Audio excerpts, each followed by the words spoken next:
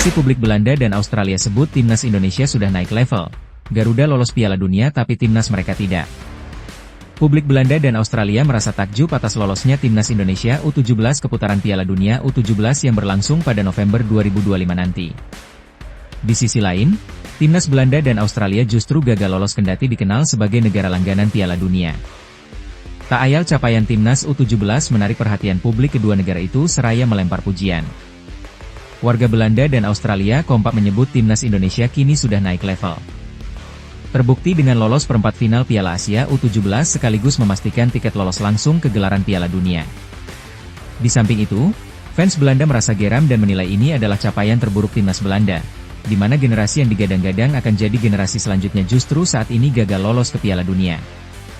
Fans Belanda di media sosial bahkan meminta Federasi Sepak Bola Belanda, KNVB, untuk tidak mudah melepas pemain muda mereka ke Indonesia untuk dinaturalisasi. Tentunya hal ini sangat wajar dirasakan fans Belanda mengingat tiba-tiba timnas juniornya bermain sangat buruk.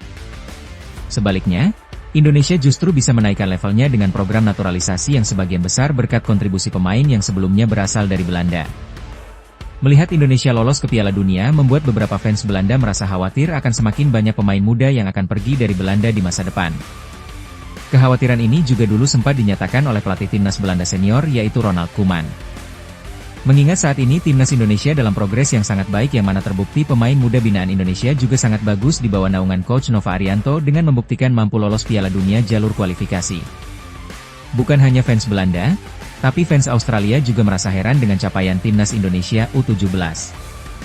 Publik Australia mengaku heran dengan peningkatan pesat skuad Garuda Muda di ajang Piala Asia kali ini. Publik Australia menilai beberapa waktu lalu mereka mengalahkan Indonesia dengan mudah, bahkan Australia mampu menjuarai Piala AFF.